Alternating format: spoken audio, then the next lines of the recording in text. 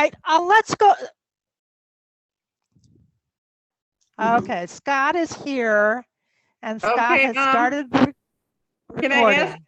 Oh, I'm sorry. Yeah, can I ask you, Scott, to enable screen sharing so that Carmen can share her screen? I forgot to do that before I transferred. Yeah, don't do it quite yet. Don't just wait.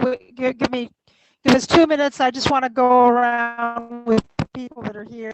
Say your name, please, and where you're calling in from, and then we'll transfer everything over to Carmen for this one last session of teaching, and which has been so valuable. I'm Carol Houston. I am in New York City. I'm Jeannie Lewis. Someone else say where you are. And I'm Jeannie Lewis, and I'm in San Marcos, Texas. I'm Julie Steinbuck. I'm in Claremont, California on stolen Tongva land. I'm Marjorie Davidson, and I'm in Annapolis, Maryland. And I am Phyllis Marsh. I'm outside Washington, D.C. in Maryland. I'm Beth O'Connell. I'm in southern France. Hi, I'm Diana Smith. I'm in, well, somewhat northern France and more northern France tomorrow. I'm Ellen Barfield on stolen Piscataway tribal land, now called Baltimore. And Carmen, I just want to express my tremendous thanks. These have been fabulous sessions. I'm Karen Korch. I'm in the Chicagoland area on stolen Potawatomi land.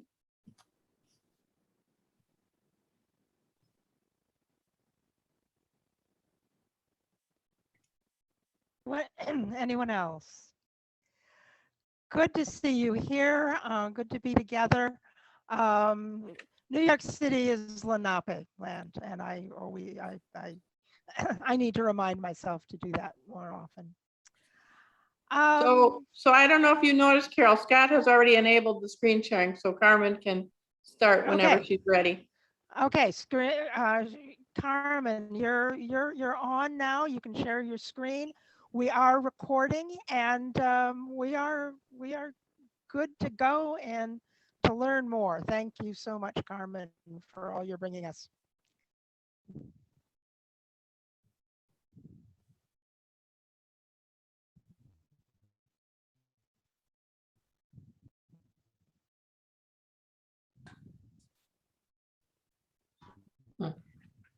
Are you still there, Carmen? Are you there? Does she know she's muted? Oh, she is muted. Carmen, you're muted.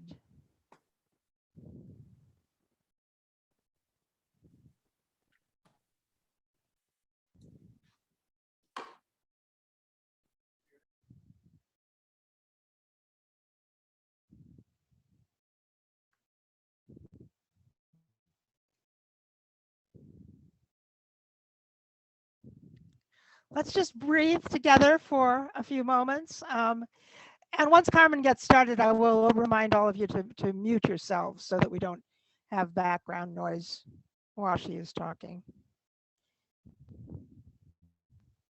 And now I'm going to send her a message too. Let us conspire, sisters and brothers, Scott. I love the fact that that terrible criminal charge, conspiring, is what you do when you breathe together. Ah, conspire. Thank you. I had never thought of that. Wow. Does someone have Carmen's phone number? I can message her.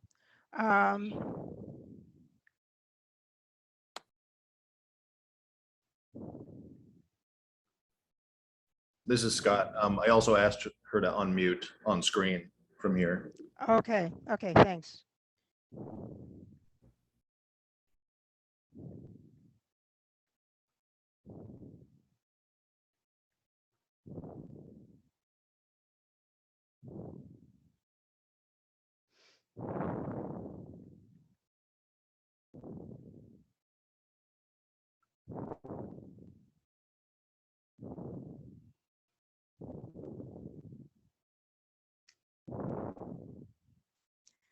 Okay, I've sent her a message.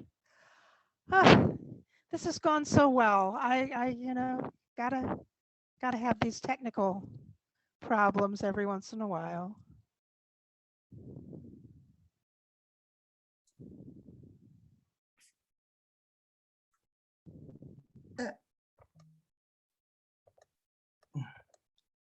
There, looks like she's Hello, and coming I'm back. sorry again. Today it's a busy, very busy day. Okay, we are ready for you, Carmen, and you have Thank screen you. sharing as well. So Well, there you to go. begin, I am Carmen. All of you know I'm based right now in La Paz, Bolivia, and I'm going to be, today we're going to talk about civil society engagement, which is the second part of what we already talked last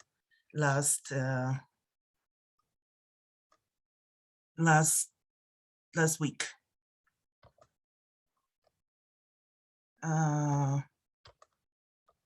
Where is my PowerPoint? Well, probably I can start with this video, but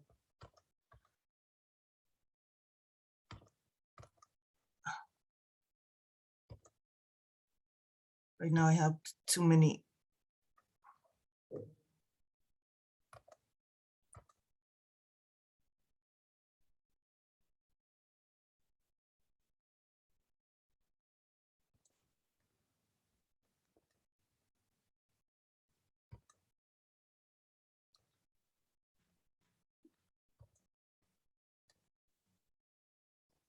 Invite Ms. Carmen Capriles, representative of Reacción Climática, for her presentation of energy, also under climate, under cluster 4.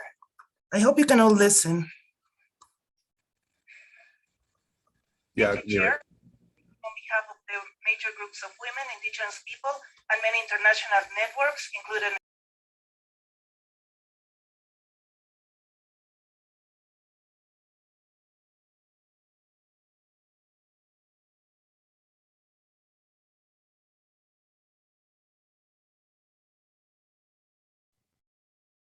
We lost the sound. We lost the sound. We don't hear it. today there is a great power imbalance in how corporations control energy sector at the expenses of the people and the planet. The SDGs. Yeah, it's back. We are concerned about the definition of energy as used in the document, co-chairs. What is the definition of modern source of energies? Experience from nuclear energy, which was called modern 60 years ago, have shown that it can result in great negative impacts. We thus recommend to apply the precautionary principle in defining modern energy and call it instead safe, renewable, and environmentally friendly energy. We call for the following guideline principles for this section. Ensure that women are fully and equally involved in decision-making about energy policies and should have equal access to and control of energy. Ensure equitable access to energy while reducing excessive energy consumption at the same time. Protect the climate ecosystem and the communities, and give priority to decentralized and democratically controlled energy. Therefore, we call for the following 7 targets. Number 1, divest and remove subsidies on coal, nuclear, large-scale hydro, industrial biofuel by 2020. Number 2, establish in all countries a just energy transition program that redirects investments to community-based, efficient, low-carbon, renewable, and clean energy infrastructure by 2020. Number 3, support fossil fuels in the nuclear sector and make workers transit to new decent energy jobs by 2020. Number 4, achieve maximum energy efficiency and energy saving stepwise by 2020 and 2030. Meet the energy of needs of rural communities, including indigenous people, through safe, renewable, and socially and environmentally friendly energy by 2030. As we know, efficiency alone is not enough, and we need a target, number 6, namely, establish absolute caps to reduce overconsumption, especially in the northern countries, as we have to halt the current trend that the global north is provided by questionable energy sources from the global south. For instance, mega dams and large-scale wood-based bioenergy, including monocultures. And finally, we need a target number 7 by 2020. Perverse incentives such as carbon offsets should be eliminated. Thank you very much. Ms. Capriles, thank you very much for your suggestions. If the two co-chairs kept asking you to be bold and transformative and thinking out of the box, now we got it. I feel the pressure from your side. Thank you much indeed.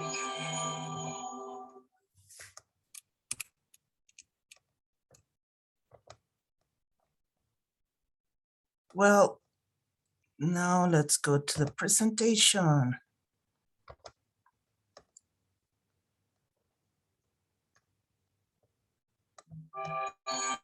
Actually, that was one of my participations during the drafting of the Agenda 2030 in New York, the agenda that came with the 17 goals. That was a specific for energy. And yeah, it's hard because you have like 3 minutes to speak about issues that are very complex and having proposals that are quite difficult to explain. So, and that is one of the things that why is it important that civil society is engaged within these different processes and how to do it. And what I'm going to kind of like talk right now is how do you start working until you get to that space where actually people within UN can hear you and can hear your voice. So I think that's kind of like important. So we start with what do you need to know? Engagement of citizens, civil society supports good governance, citizenship and the accountability of the states. So it's important that, that's why it's important that civil society participates not only in UN, but also in policy making, policy doing in the different settings, including national and local settings.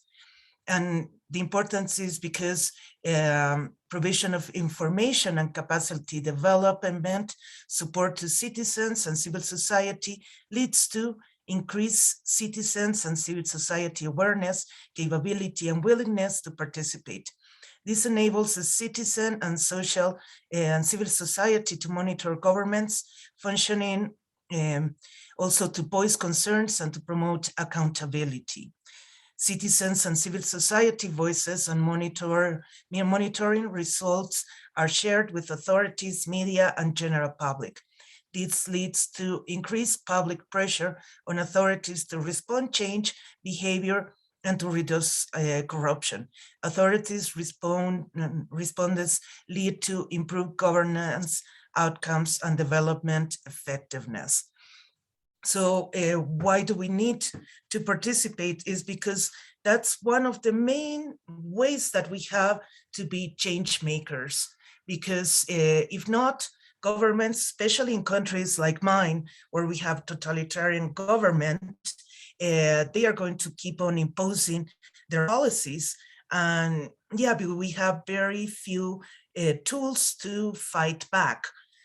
As more as we, as civil society, can engage in different processes, as more tools we have to control these totalitarian governments.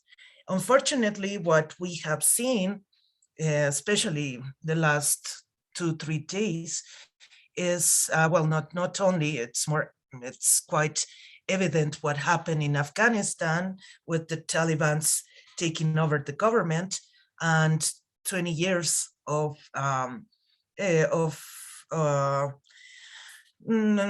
work, let's say, in Afghanistan, and $20 billion, that's 20 with 12 zeros invested. They are back to where they were 20 years ago. And what we also have seen around the world with examples like the Brexit or the Trump and other trends is that we are going back to nationalism, and what's happening with multilateralism, especially that right now is challenged by COVID, is that there is a lot of going back to that kind of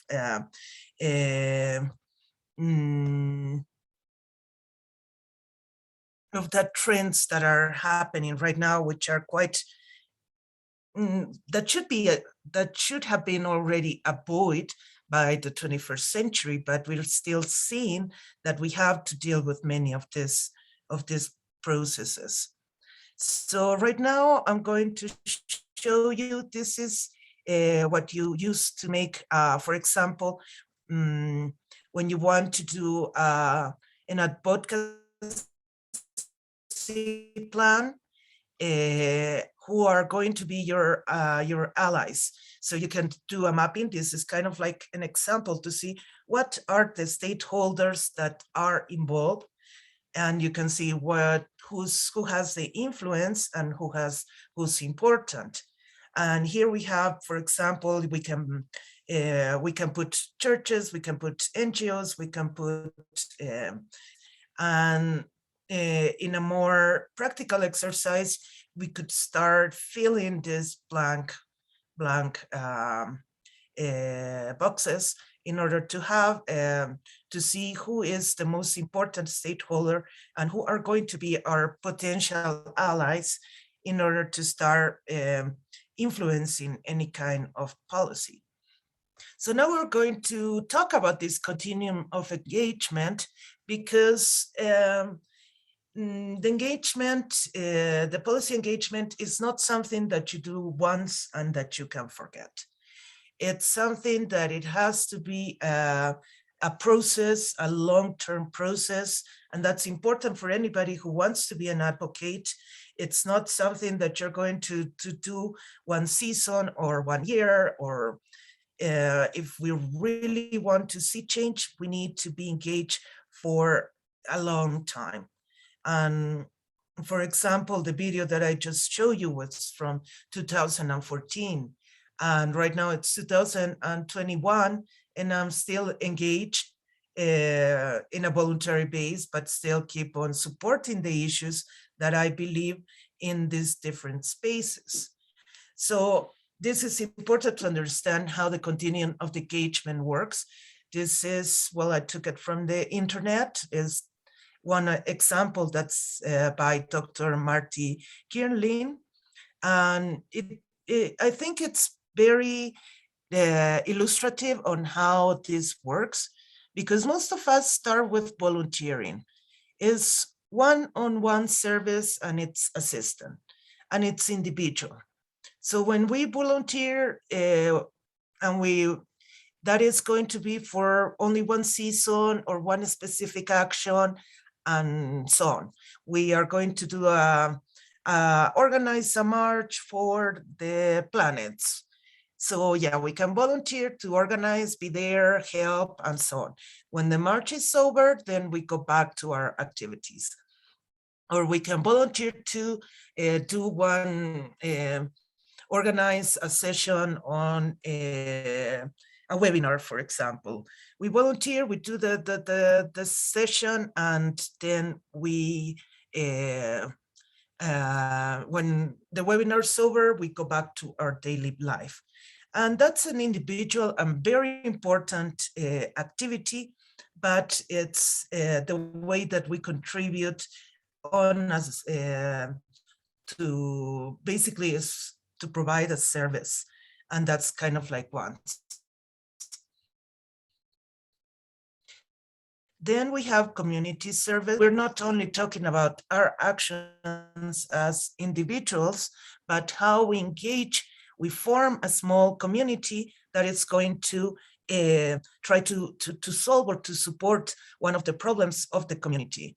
And I think we are more familiarized with the community service. I think all of us practice in different ways. And And it can be like something like, let's do an activity to support a specific stakeholder. Let's do an activity to, I don't know, feed the hungry, for example. And usually we get some funds. We use those funds to buy things, and then those bought things are going to go to the people that needs it. So that's how community service works. And then we have service learning, which is already the team that we had.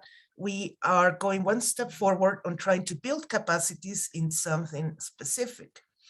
And it can be individual or as a group linked to classrooms, curriculums, and so on. It's when we decide we want to do this, we have to learn to learn a little bit more.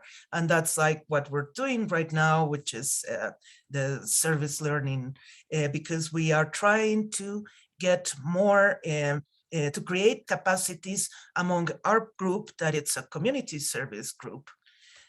And then after that, we will have the civic engagement, that we're going to work with others to improve our communities. And that's how we work. We go from the individual, from we want to change the world, from our perspective of how we go engaging and working to have something bigger and not feel alone, that we're the only ones, but that we have a community that's going to help us and the tools to do it. So what does, when we talk about policy engagement, what does it mean? And this may look a little bit boring. In theory, this is how it should work. But the thing is that when you try to do policy engagement in reality, it's much more complicated. But this is kind of like the more simplified way. And because first we do a political situation analysis, and we analyze the content, the context, the actors, and the process. It's like when a policy comes or an agreement, and for example, when Agenda 2030 was being drafted. We need to analyze the context, and I can give you a concrete example on this because my role was as an expert on climate change. So we were pushing for a climate change goal. But of course, we were expecting to have a Paris Agreement the same year, but in December. But we had the risk that we wouldn't have a Paris Agreement. So that's why we were working really hard to have this goal on climate change, on urgent action to climate change. And yeah, we were proposing to have this goal. And if we had the Paris Agreement, it was going to be okay because it was only going to increase the ambition. So that was the context. The context is that we didn't have a Paris Agreement. We were waiting for one, but we still needed to push for climate change. Then we see the actors. The actors are the representatives of the different parties and the other stakeholders. And we need to identify which stakeholders are the ones that are more likely to support our positions. For example, climate change is always very, very cool with young people, but sometimes like trade unions don't, they're not their main issue is climate change. So they would advocate for decent jobs or other categories, but not necessarily climate change. So then we have to do the process which will involve to try to find out what the different stakeholders are and how we can fit into that and how we can make the alliances. And also the process, it's like when you engage with UN, you know that there are going to be a number of meetings, that the first document is going to come out, let's say in January, and there's going to be meetings to review the document, and there's going to be spaces where we can put, where we can make inputs, where they are going to say that they're going to open, if anybody has a suggestion around this, please send them, and so on. So that's why we have to keep on what the process says. And that's why we need the strategy to change. We need a position in case of, like, for example, on climate change, we want urgent actions and we want finance for women, let's say. And then we need to identify power players who also it's going to be involved in supporting these actions. Maybe some feminist organizations, maybe a big network like, I don't know, there are numbers of networks that are within. Maybe we can talk to some clusters and so on, and the perspectives, because every one of these power players, they have their agendas and they have their points of view. So it may look very alike, but it may have like small differences. So that's why it's important to have these different perspectives. We need to see the issue from different angles. So that's one of the important things during negotiations are words. And in Katowice, for example, one of the new guys, he asked me, hey, is it true that last morning they spent the whole morning discussing around welcome? And I said, yes, it's because Kuwait didn't want the document to start, we welcome the IPCC report. So they have been 3 hours discussing if it should be welcome or to use some other word, because wording is very important and it will show at least the consensus among parties. So it's one example, but it's important to have it in mind, because UN has a very specific language that you need to know in order to follow the process and to be able to engage. But that doesn't mean it's exclusive, or it's with time and with some practice you get to learn it. So no, that shouldn't be a problem. And then finally, we have the successful formulation and implementation of the policy.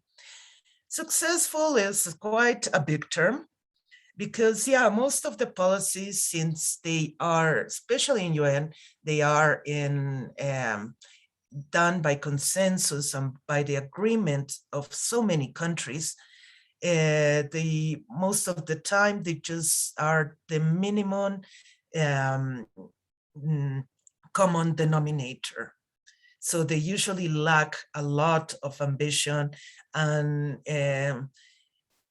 you also have the influence of big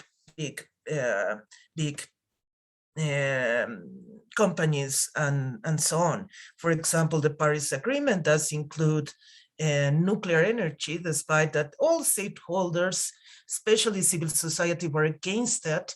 But yeah, the company had a better lobby strategies and a lot of money to be able to put it into the Paris Agreement. So we have an article about nuclear energy. So that's why I wouldn't call it successful, but at least is a global policy where all the 190 governments have agreed to it. So depending on the perspective, we can say it was successful or not enough. And yeah, not at all what we needed to really face climate change crisis. But it was a very interesting exercise to see 190 countries trying to find something, trying to, not the Paris Agreement, that was something, but I do think that we need more ambitions. We keep on talking about the engagement continuum. What do we mean by public engagement? And here we have the views, the deliberation, and the action.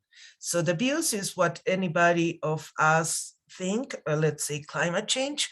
Well, I talked about climate change because it's my favorite, but we can talk about anything, decent work, water, finance, biodiversity loss, environment, deforestation, fires, and that's how we start. We have an issue, and all of us are putting our views into the table. And then we see, we start deliberating, saying which one is more important for us as group. Maybe could be climate change, but probably we're more into gender equality or women's rights, or maybe we're more into decent job, and so on. So we have the deliberation to kind of pick those issues that we want to work as a collective. And then it's the action. And the action is going to have a plan to kind of like do it. And this is important. It may look really boring, but it's like the important part, the most important part, because this is, if we understand this, then we understand how we are going to influence either the negotiations or any other kind of policy that we want to change. So we start in level one. Level one is a low level of public involvement and influence. And it's based, this big dot, this big sphere, it's usually the entity that is that we want to kind of like influence. In our case, this one is going to be UN. And the other ones are the stakeholders. So in this first level, it's communication. What happens is that either by the news or by other means, we're finding out what they're going. The news has told us that they have approved a Paris Agreement. And most of us are going to receive that news. It's great, we have a Paris Agreement, or we have the Agenda 2030, but doesn't go that farther. So we just get the news, what's going on. And the other one is the gather of information, the listening part. If we go one level up, we're going to have this gathering information. And what happens here? UN does consultations. So they ask stakeholders to their opinions of what they're going to or what they think on certain issues. If they think climate change is important, if they know what the UN, the Agenda 2030 for Sustainable Development is, if they know what the 17 goals are, how they can change certain things. And yeah, the governments also do those consultations, like for example, a referendum, and or voting. Voting is also the other way. So that's where the stakeholders are giving their inputs to this entity that we want to change. So that's the second level of involvement. The third level, it's the mid-level of public involvement and influence. It's the discussion. It's where you are able to do lobby. It's where you're able to say things and to be listened. And it's also in the consulting part. And the discussion has to go with, between this entity and the different stakeholders. That's why there are offices that should guarantee the participation of the stakeholders so they can have a say. And that's especially with Agenda 2030, they wanted the exercise to be really participative and to really include the visions of the others, the stakeholders and of civil society. Because what happened, we had first the agenda, the Millennium Agenda with the objectives of the Millennium Development Goals, which were 8, and they were really top-down approach. there is these experts that did this agenda, and then they send it to countries like mine and say, you have to do this to be developed. But nobody had a bigger say on that. But what happened with Agenda 2030 is that they say we need a global agenda. The whole world is wrong. There isn't a country that is free from guilt, let's say. So that's why the 17 goals are for every country, not only developed or developing countries. And that's important because, yeah, even if you are in a developed world, you are harming the planet, and that's important to understand. So that's the discussion level is. The fourth one is the engagement. Engagement means that there's going to be interaction between the different actors, and there's going to be change. It's not only that it's going to be a discussion, it's okay, and then you don't know if they're going to take into account or not what you're saying. When there is engagement, you can be sure that there is going to be some kind of influence with what you're saying with the relevant policies. And it's important because the other stakeholders also participate. And that's kind of like the biggest level that we can usually get. And that's kind of like the ideal scenario to be able to kind of like have more participation and to be able to influence this. So because the next one is when they're partners. If you see this big sphere is now the same size of the other spheres, and that's when it actually hasn't decreased. Actually, these ones have grown, and it's like if UN could have the same kind of like power as the rest. So this is kind of like an ideal scenario when it's not the entity that creates the policies, but it's a partner, and all of these entities are helping create policies. So this is kind of like the ideal, to have a UN that's not so powerful, but that's kind of like the same level. But, and I had an example of this, and right now I don't remember, but it's like, that's why when we have the UN meetings, usually there is a parallel meeting that it's the people's conference or something to kind of like to respond to what UN is doing. And that's kind of like how it works. But the partner situation, it's like the ideal, it's really hard to get. I would say it's impossible, but in theory, the theory tells us that it could be done. But yeah, I don't think that in our context and our reality, we are anywhere able to be as partners, where the governments really work for us, and we can work for the governments in order to achieve policies that are really participatory policies. I think that's very ideal, but yeah. Oh, yeah, I know. This is what we're trying to achieve with open governments. I got it. Yeah. The idea of having open governments, I don't know if any of you is familiarized with open governments, is to have the government be one partner and to have this stage where everything that the government's doing is pretty much open, and there is a lot of participation from the public, and the public can access finance states, can access any kind of procedure within the government. So everything's transparent in the government, and it has that participation from the rest of the public and the other stakeholders. So that's what they're trying to achieve with the open governments. It's right now a partnership. I'm not sure how many countries or which countries are there, because Bolivia is not part of the open governments partnership.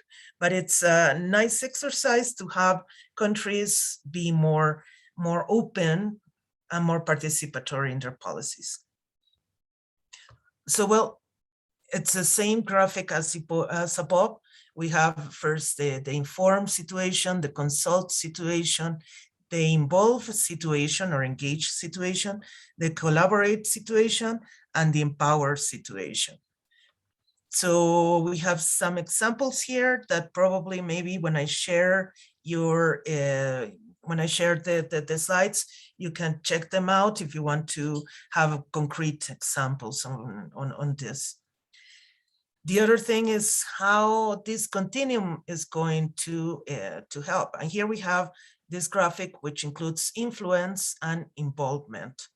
So as more involved we are, as more influence we have to change things.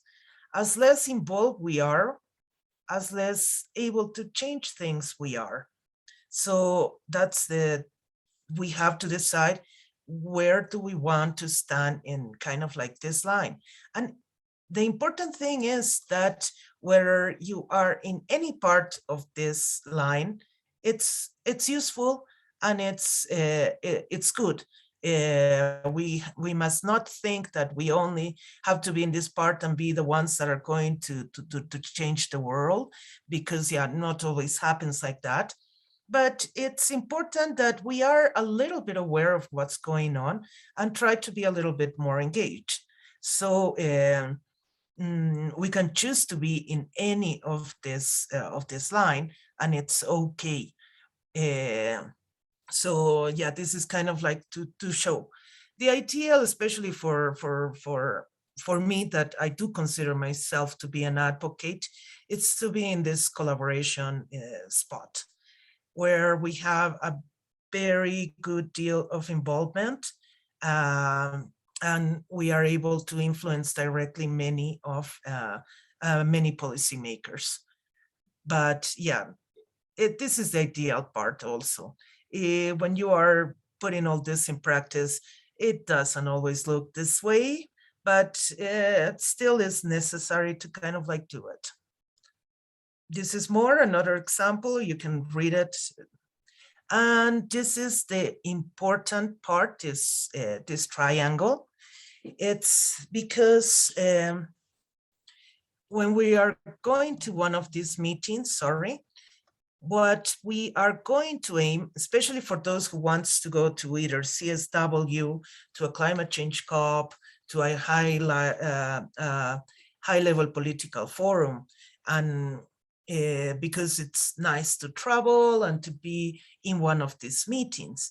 But actually, what do we want to achieve in one of these meetings? And for me, this is the triangle, which is the one I base part of my work. Because in this part, we have capacity building. When you go to a COP or to any of these meetings, there is this capacity building part. It's like the side events that we are organizing, or the side events where we participate, they aim to have this capacity building block. Why? Because we want to learn the context, we want to learn what people are doing. So anybody who has been like in New York, in CSW, in these parallel events, it's a great source of knowledge. And sometimes it's overwhelming because you have like 5,000 events going on at the same time, and it's hard to even choose from them. But every time you go to one of these events, you're going to learn something new, and you're going to listen to important and interesting persons. So when you go to one of these meetings, you can kind of like focus on only doing the capacity building, going to all the side events, which is great. And then you be in this number 4. Then we have the strength of relationships, which I call networking. So if you are in this, if you go to the meetings only to meet people, you go also to the side events. But the idea of going to the side events or whatever is to meet new people and to strengthen your network, people that are involved in whatever you're doing, people that can support with whatever it takes. Sometimes we're even fundraising, trying to find someone that can help us, and that's the network the network part of it. You go to all these places to meet very interesting people that you want in your network because they have common interests. And you know that it's important to have allies in order to have more influence. And then we have this part, the number one, which is informed decisions. Well, I call it this part, the advocacy, the policy, the advocate part, because you go with the aim to influence the informed decisions. So it's when you only go as an advocate, you are in number one.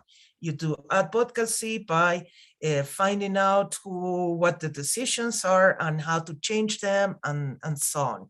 So and between all these three actions that you can do in most of these UN meetings, you have like the advocate that also is interested in capacity building, the advocate that's also interested in strengthening the network, or you have the capacity building, you do your side event, but at the same time, you want to have a little bit of advocacy. Maybe your side event is to highlight a specific issue that's been discussed in UN, for example. Or you want to do an event to have new partners in the network, to invite new generations, to invite new people, then you would be like here in 6. And yeah, if you want to do network, the same way, you can organize this side event in order to just do network. Or you can have, you do your network based on advocacy goals. So for me, when I usually go, I try to stay in 10. It's the balance of doing advocacy, of increasing capacities, and on doing network. So that's where I usually stand. But depending on your goals for going to one of these meetings, probably you will stand in one of these pieces of the triangle. So kind of like that's the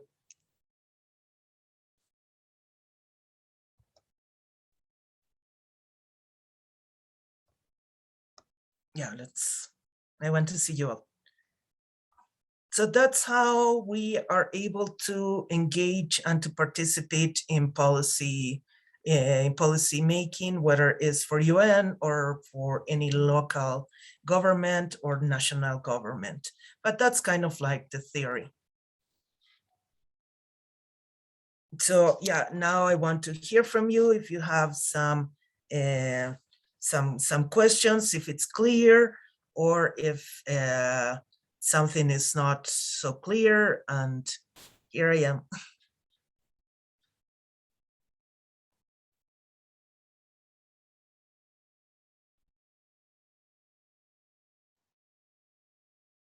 Carmen,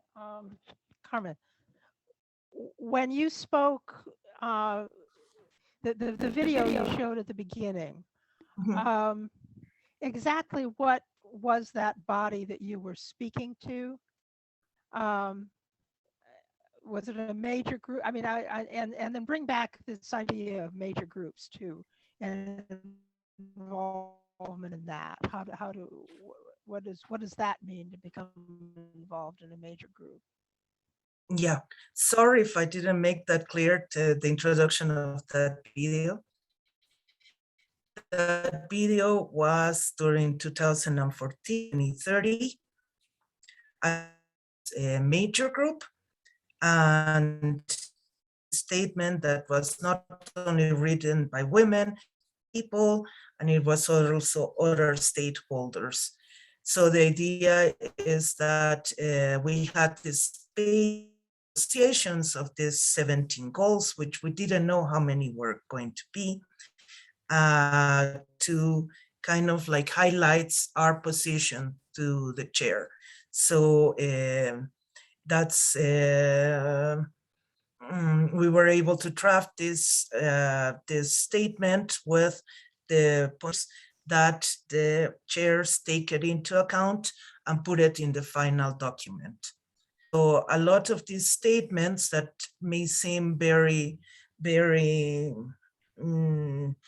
not important are going to end up in the hands of the negotiators, and usually they're going to affect the text in the best case scenario in a very positive way. But yeah, during the drafting of the Agenda 2030, there was a lot of opening to hear from civil society, their positions, their voices, what were we expecting from what was going to be the Agenda 2030. So there was these meetings that were called open working groups that we would go and start discussing all these issues. It was, yeah, we want a goal for women. We want a goal that involves peace. We need to work in water for everybody. We need to work on production and consumption, for example, which was one of the important issues that was targeted for developed countries and not so much for developing. Things like decent of cities, for example. How are we designing our cities and what are the challenges in cities and urbanization? And the other thing was inequalities. Why do we still have a world that is divided into developed and developing? That's why goal number 10 talks about reducing inequalities. So what the exercise was about in a very theoretical way was to, let's build our ideal planet and let's put it into place. Could I add something? Me too. Go ahead, Ellen. Thanks, Beth. Carmen, you know tons more about the UN than I do, but I have been working there representing Veterans for Peace for some years. And one of my biggest frustrations is the tremendously inordinate impact of corporations. And it might have made sense 30, 40 years ago to throw them in to civil society because they're not a government. Except that now with neoliberalism, they really are the governments. They totally control the governments and are multinational and all that. That's one point. But the other one is they're far from equal to individual civilian groups advocating for water for women or whatever, you know. Is there any move to separate them into their own category? Because industry is not the same as civilian advocacy groups, far from the same, extremely disparate power. And it's just not right that we're still all thrown in the same pot. No, definitely, I totally agree. And that's the power of advocates and people that do lobby. Because these corporations, they take their advocates to these meetings, and these advocates are winning thousands and thousands of dollars. And yeah, sometimes I feel like I'm competing with them, but of course I'm doing it because of the love of, I love the planet and so on. But there are still some things that can achieve. One of the proposals that we're taking, for example, for UN Environmental Assembly next year, it's the 1% of the GDP for environmental issues, for example. Why? Because finance has become one of the main reasons why these corporations are within. Because, yeah, for example, UNEP, the UN Environmental Program, has been financed by Bayer and Volvo during a lot of years. So we need to think some mechanism where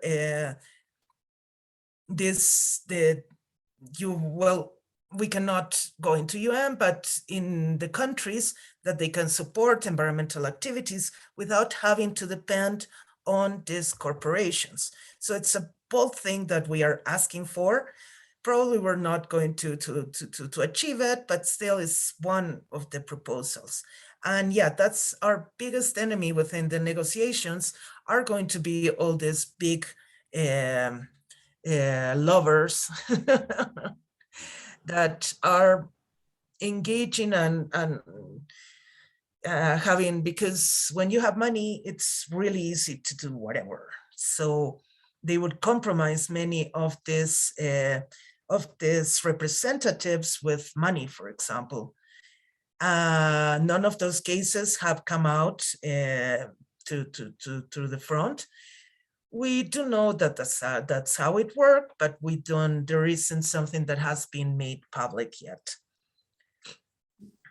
But that's also why it's important to have our voices be heard in UN, because yeah, we need to have the same power to influence these policies as a representative from Shell or other of these companies. Carmen, my question is that conference that you spoke at, if I understood you correctly, the UN said it was holding an open meeting with civil society to discuss the issue. And what did you apply to be a speaker at this meeting, or how did you get to this meeting? Yeah, that's a good question. There was applications. Well, this is what Rio. In 92, they formed these major groups. The major groups are basically, well, this one shows another stakeholders, but we have women, children, indigenous people, NGO, workers and trade unions, business and industry, farmers, and now we have other, which are persons with disabilities, education and academia, volunteers, civil society, the NGO major group, LGTBY, the LGTBs, and this one is a consortium of different NGOs and other things working toward, which is called Together 2020. And there is the other constituency about aging and persons with disabilities. I think one is aging and the other one is persons with disability. I don't think they're linked. But these major groups were approved in 1992 in their summit. So these major groups have the aim to include the voices of all the different stakeholders within this within these meetings. And for the Sustainable Development Goals, there was a process between 2012, which is Rio Plus 20, in order to start drafting what was going to be the Agenda 2030. And this was done by open meetings. That's why we speak about the process, because they had these open working groups. In these working groups, you would see issues like, for example, energy or women or so on, depending on the, but if you give me just 1 second. So it was open. And if you were like from developing countries, like my case, you could apply for funding and they would give you funding. So I had funding to go twice, actually, from UN. And then I also help as a steering committee. Anybody can be steering committee, anybody can apply. Of course, coming from developing world, I'm very involved with the negotiations. It made more sense to support me. For example, that someone who's new, who didn't have that much experience. So that was the process that took from 2012 till 2015, where the Sustainable Development Agenda was adopted by UN. Right. Carmen, so did you apply to that subgroup? Let's say the environmental subgroup, and they were the ones that determined that you would be that they would offer you as a speaker to the bigger body? Is that the way it worked? It's quite complicated because actually I started in the youth major group, but working online. So I got into the mailing list, and during the 2000s, before Rio Plus 20, I was already engaged with many of those. I got the mails, I read the mails and so on. But then since Rio Plus 20, I was already over 30, I engaged with the women's major group. So I entered to the webpage of the women's major group, and I saw who was leading it, and I applied with them also.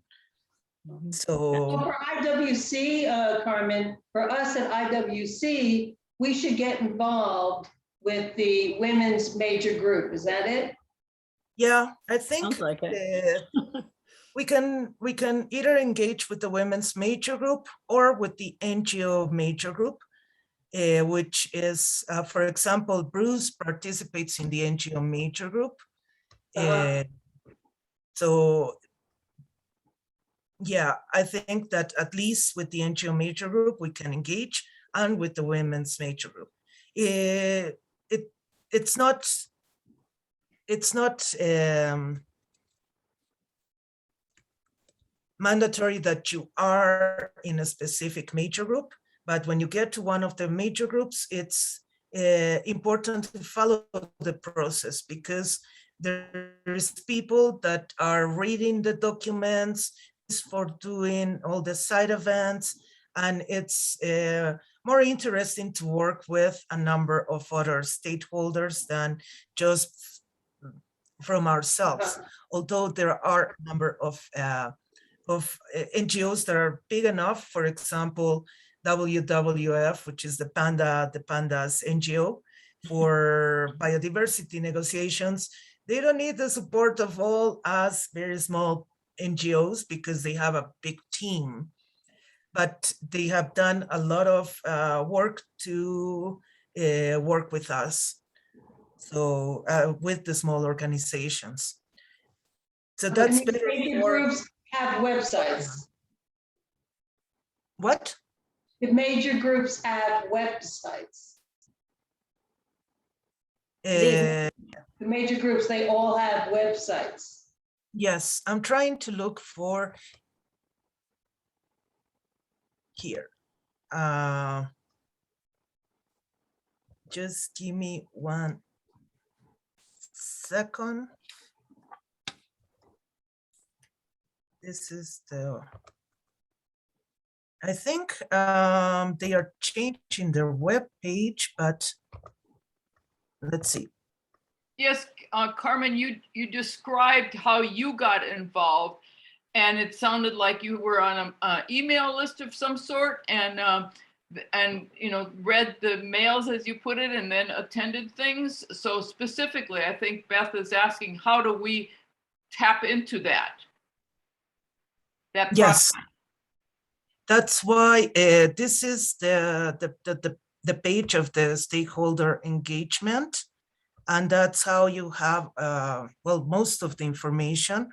Here's a major group and the other stakeholders, and we can engage with both, with NGO for this high-level political forum.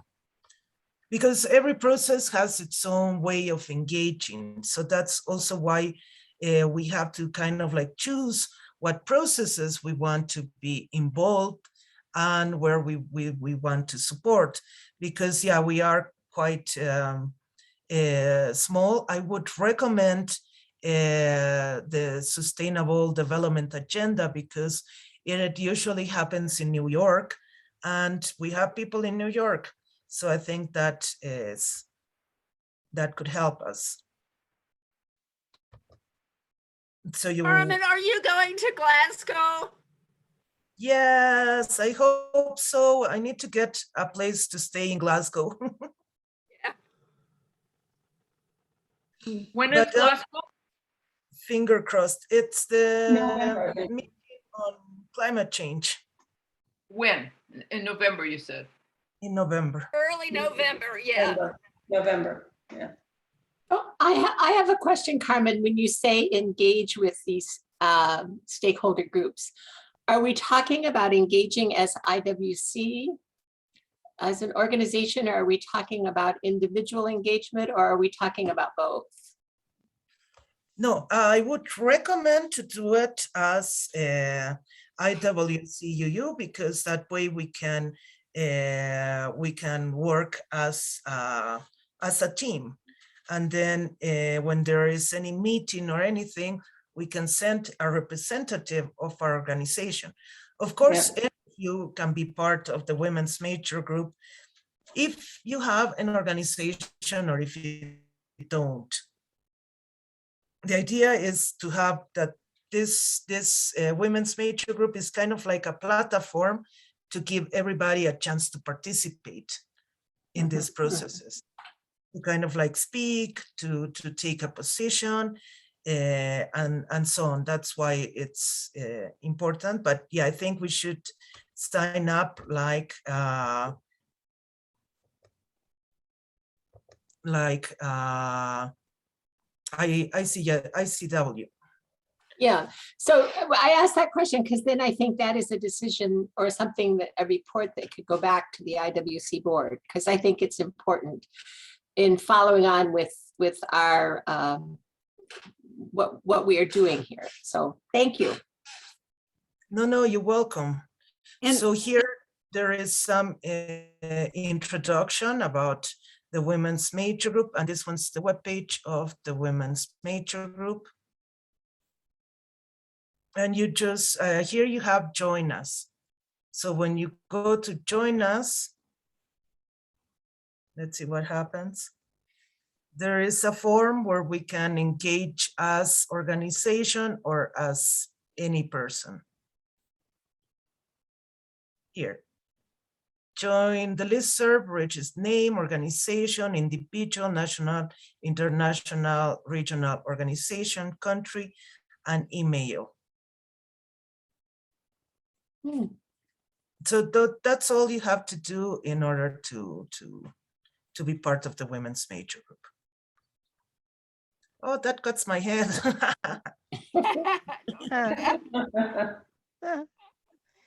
So, but it wouldn't hurt then for some of us to join as individuals and start collecting information.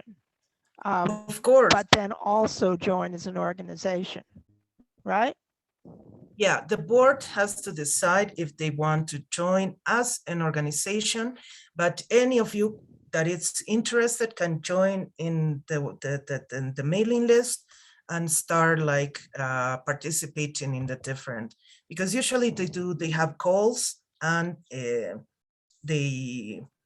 for example, they write these position papers, so everybody can participate in the review, and they have all these documents that that you can access from the webpage.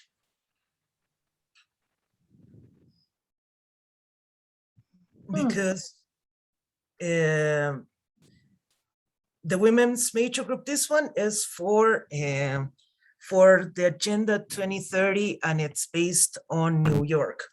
Right now, I am focal point for the women's major group for the assembly, the UN Environmental Assembly, which takes place in Kenya. So yeah, it's a bit hard, but yeah.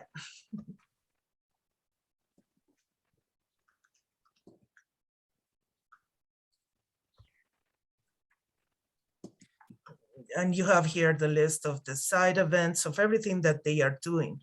And if we want to have like a side event or any other thing, we participate through them. Because besides, there is this major groups coordination mechanism. So this coordination mechanism coordinates women's major group, NGO major group, children and youth major group, in order to have a more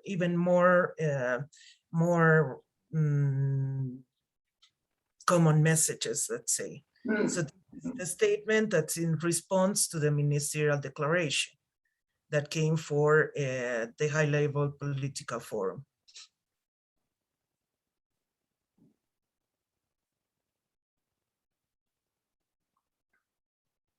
I think our CSW committee needs to make a recommendation to the board, the IWC board. We should discuss it. I agree. We should discuss it at our next committee meeting and start, start putting together something to present to the full board. That will give us time to go back and study this because there's a lot of information here that has just been opened up by you, Carmen. Thank you. Yes, thank you. Yeah, Thanks, Carmen. Very useful. I'm trying to absorb all of this, but I also want to set a meeting for us. We would normally meet at the beginning of a month on a Friday. That in September would be the beginning of Labor Day, of US Labor Day weekend. I thought we already had set a meeting for our next, date for our next CSW meeting. And I think it was, yeah, I'm not sure about that personally. I have it marked on my calendar for September 10th. I have to look back at the minutes. Yeah. Oh, really? Oh, okay, okay. Yeah, it's in the minutes. All right, well, we were thinking ahead and we were not going to, that's true, I do remember that now. And we were avoiding weekend, okay. Okay, so we have a meeting, that may mean that we won't, when is the next board meeting, Beth? Do you know that? End of this month. Okay, so this is going to be after the next board meeting. Oh, yeah, I mean, there's no, I don't think there's any particular rush here, but I mean, it's something we need to start working on. Okay, all right, that's fine, that's good. I want to bring up the question about General Assembly and what it is going to be this year. Carmen, what do you know? Is it going to be, I actually heard on the news this morning, and I believe it's New York City, is asking heads of state not to come to New York, but to send their messages in virtually because of the pandemic at the moment. So I don't know what the status is of that, but Carmen, do you know anything about General Assembly status?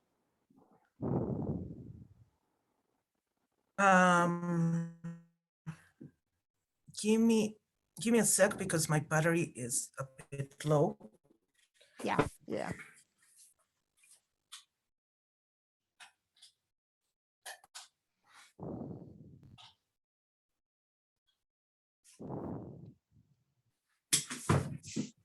I don't know what's happening, but well, this is the webpage of, I think everybody's seen it,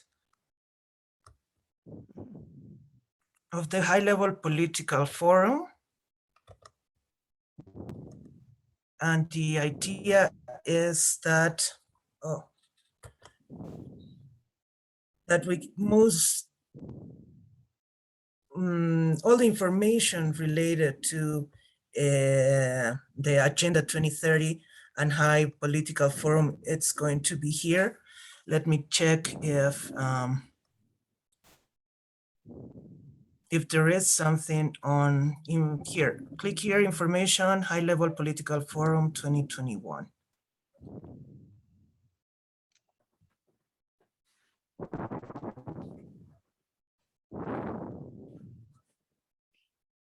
Because probably it's going to be mine again. Yeah, and I don't think there is nothing for New York yet. These are the, oh, here, this is summer. Oh, no, not that one. Sorry.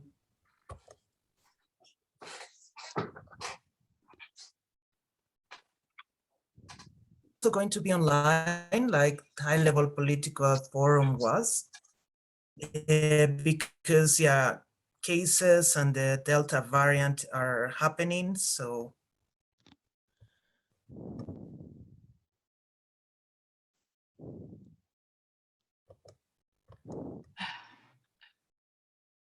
Okay, so we can go looking for those schedules and there will be virtual side events, I assume, and things like that going on, right? yeah, because yeah, I'm not finding anything related to the GA. But these are the priorities for 2020, at least the statement that done on January 28th. But yeah, I don't think there is anything about how GA is going to happen. Okay.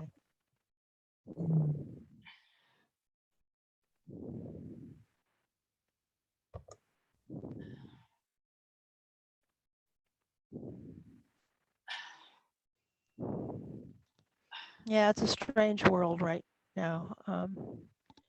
Lots of September and October events in New York City are being canceled, parades and things, because of the direction of the virus right now.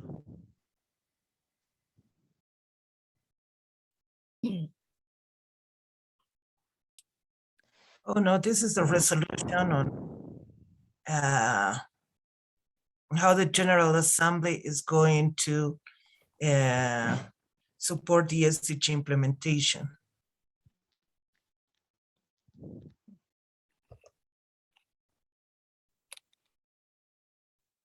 So everything related to the Sustainable Development Agenda and the goals, it's basically on this web page.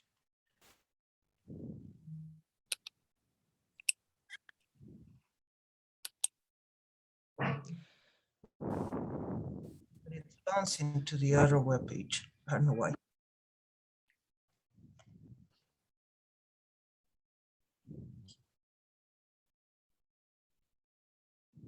Yeah. So when we're talking about the Agenda 2030, we have voluntary national reports, which are the documents that the government sent to say if they are doing things for the SDGs or not.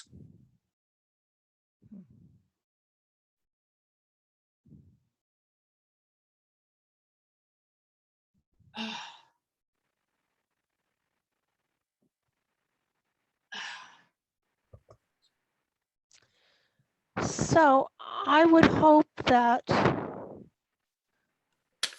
we could do some homework individually before the next meeting with some of these websites. And just sort of figure out what direction we want to take.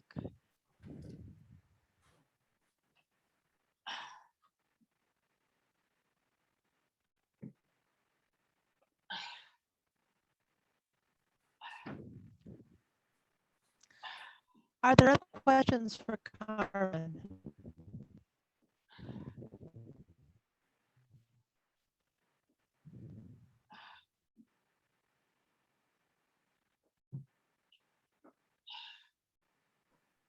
So if you can navigate this web page, and it's going to give you very important and interesting information about the SDGs and what the SDGs are. And SDGs are important and interesting to work with.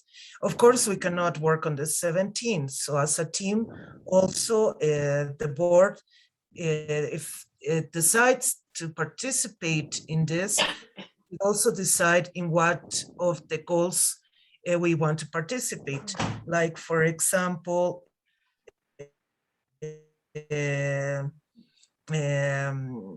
women, like, for example, peace building, because of course we're not going to be able to work on the 17 goals.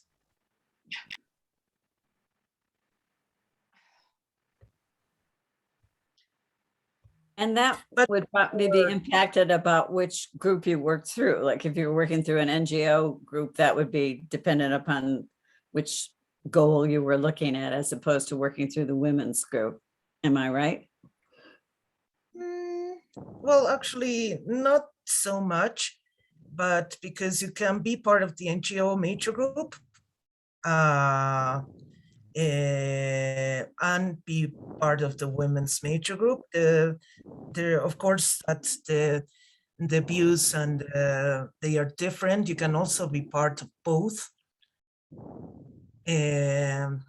But it is better if you choose a few goals to work with and not the whole agenda. So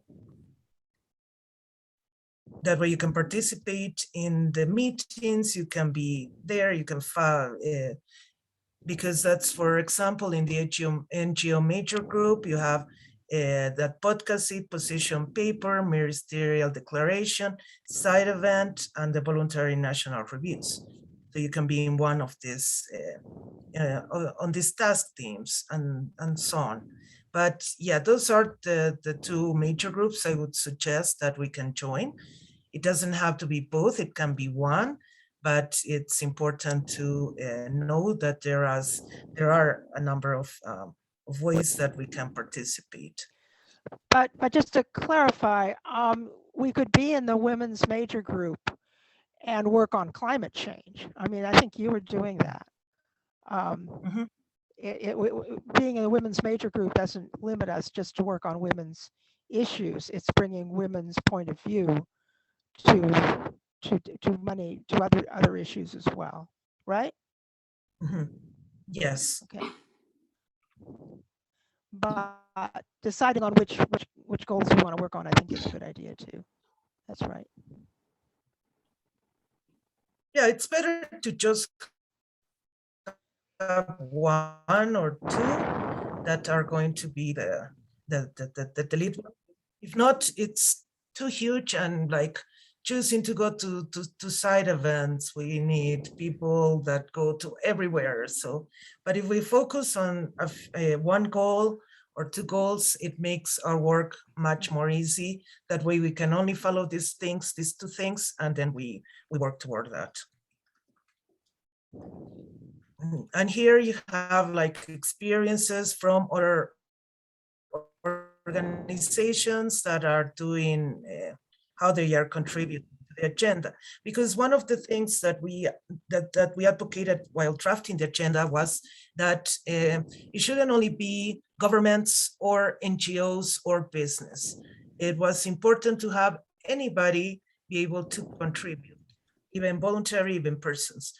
And that's why in this tool we have experiences from different organizations and how they're doing. So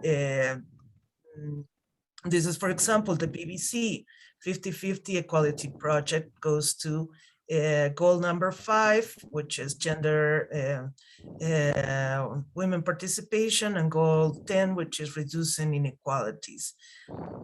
We have this one, which is Liechtenstein for Financial Sector Commission on Modern Slavery and Human Trafficking. And here you have the goals that they are tackling: inclusive and differentiation, social protection. I didn't want to do that on Mexico. And then you have what the experience it's about and how they are contributing. So, and that's how they kind of like gather everybody who's doing something for Agenda 2030.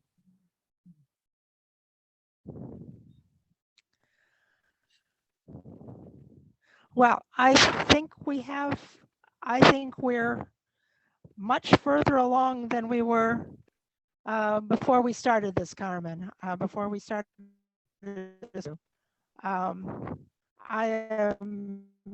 am very impressed and blown away with your knowledge and with the generosity with which you shared it with us. It's been very good to hear your voice and understand see something of your journey into the UN and your guidance on how the rest of us can do this kind of thing as well. So anything else that anyone else wants to offer before we close? It is coming up on 1:30. Yes. Finally, I want to just share this.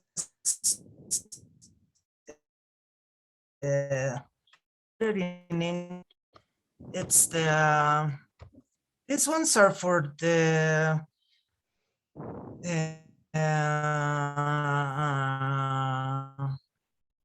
it's a platform that talks about the multilateral environment agreements. So you have here trainings. Well, they are self-paced trainings that you can just get in and take any of them if you're interested, of course.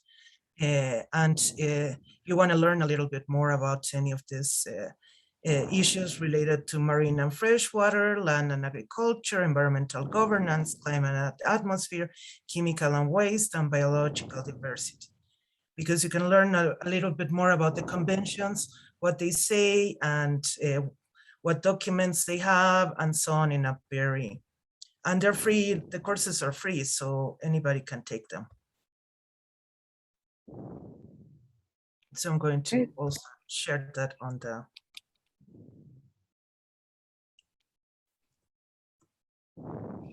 Very useful, thank you.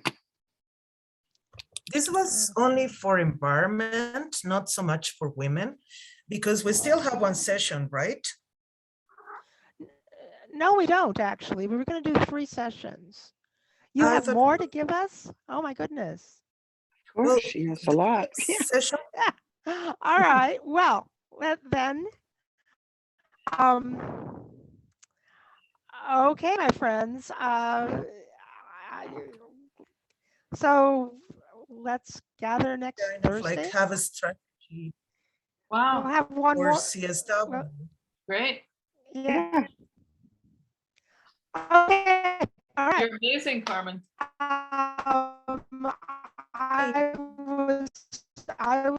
That's really something. Okay. All right. Come if you can next week. Again, we will record. And we will, so that you can review it later on. That's if good. you, yeah, I thought we were at 3 sessions, but 4 sessions is even I thought we were better. 5 sessions, but anyway. And bring questions and the beginnings of what we want to do. And also put the September 10th meeting on your calendar as well, and you'll receive information about it. Okay, Carmen, so Okay. we'll see you next week again. All right. Okay. Thank you. Thank you so much. Adios. Don't have to Francis. close it Thank you. down. Don't have to give you final thanks. See you next week. Okay. Okay. Thank you very much. Thanks all of you for your attention. And You're welcome, Okay. all of you. I'm really happy to do this, and I really hope that we have a good strategy and plan of action for next. Okay. Yeah. Great. we're gonna get there. We're gonna get there. We really are. And thank you Thanks for for recording. Okay. Okay. Bye-bye. Thank you Bye. all. All right. Everyone. See you next week. Bye-bye. Yep. Bye. Say bye. Oh, your cat. Oh, Carmen's kitty. Oh, hello. wonderful. What's your name, Oh, that's Carmen? a beautiful cat. Hello. What? Devil? Shadow. Devil. No, Shadow. Oh, Shadow. Shadow. Oh, wow. Shadow. Shadow. Yeah, of course. Thanks. Hola, gatita. Gatita. Bye. Oh. Okay, bye everybody. Thanks, Bye. Carmen. Bye-bye. Bye.